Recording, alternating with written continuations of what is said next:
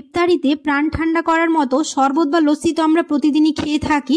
এরকম প্রাণ ঠান্ডা করার মতো হেলদি ড্রিঙ্কস থাকলে তাহলে তো আর কোনো তুলনাই হবে না। তার জন্য আজকের ভিডিওতে শেয়ার করব একটি হেলদি ড্রিঙ্কস।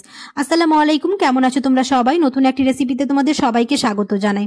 এই হেলদি ড্রিঙ্কস ছোট থেকে বড় সবাই খুব পছন্দ করবে। আর ইফতারিতে অনেকেই আমরা চাই একটুখানি কিছু হেলদি খেতে, তাহলে খুব সহজে তোমরা এই মিল্ক শেক বানিয়ে ফেলতে পারবে। সারাদিন রোজা রাখার পরে ইফতারিতে এরকম প্রাণ ঠান্ডা করার মতো হেলদি ড্রিঙ্কস থাকলে মন প্রাণ দুটোই আমাদের ঠান্ডা হয়ে যাবে। দেখে নাও তাহলে আজকের রেসিপি। ভিডিও শুরু করার আগে একটাই রিকোয়েস্ট, চ্যানেলকে যদি সাবস্ক্রাইব না করে থাকো তাহলে সাবস্ক্রাইব করে দিও। আর ফেসবুক থেকে দেখলে পেজটাকে ফলো করতে ভুলো না। তো আমি এখানে একটা ব্লেন্ডার নিয়েছি, ব্লেন্ডারের মধ্যে দিয়ে দিলাম হচ্ছে কিছুটা আমন্ড, তারপর দিয়ে দিলাম কয়েকটা কাজু আর খেজুর। আমি এগুলোকে 10 মিনিট আগে ভিজিয়ে রেখেছিলাম যাতে এটা নরম হয়ে যায়। এবার ওটাই দিয়ে দিলাম। আর দিয়ে দিলাম হচ্ছে কলা। আমি এখানে দুটো কলা নিয়েছি, কলাটাকে ছোট ছোট করে স্লাইস করে দিয়েছি, তোমরা চাইলে পুরোটাই দিয়ে দিতে পারো।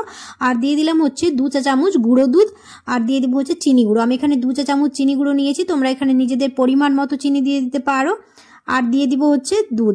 আমি এখানে ওই ছোট বাটির 2 বাটি দিয়েছি হচ্ছে দুধ। দিয়ে এটা খুব ভালো করে মিক্স করে নেব। সম্পূর্ণ দুধ একেবারে দিয়ে দেবো না, তাহলে এটা খুব ভালোভাবে ব্লেন্ড হবে না। তাই আমি একটুখানি দুধ দিয়ে আগে প্রথমে এটাকে ব্লেন্ড করে নেব।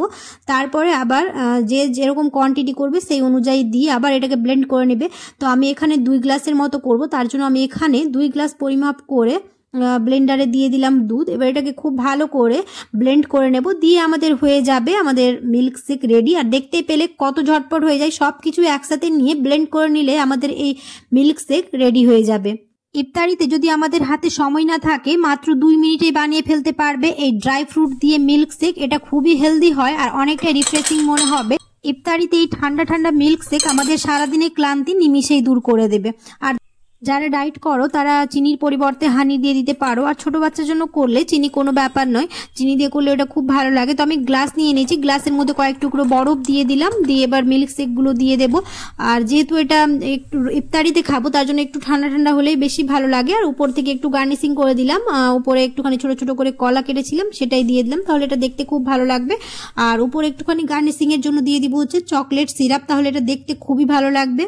আশা করছি আমার আজকের রেসিপি তোমাদের ভালো লেগেছে। আর আজকের রেসিপি বুঝতে তোমাদের কোনো অসুবিধা হয়নি। আজকের রেসিপি যদি তোমাদের ভালো লেগে থাকে তাহলে অবশ্যই একটা লাইক করে দিও। আর কমেন্টে জানাতে ভুলো না কেমন হয়েছে।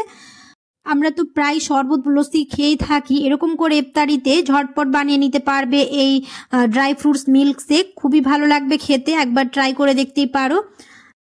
আর এটা খেলে অনেকক্ষণ পেট ভরে থাকে। দেখা হবে খুব শিগগিরই পরের একটি নতুন রেসিপিতে। সবাই খুব ভালো থাকবে, সুস্থ থাকবে, সাবধানে থাকবে। আল্লাহ হাফেজ। আর কমেন্টে জানাতে ভুলবে না কেমন হয়েছে।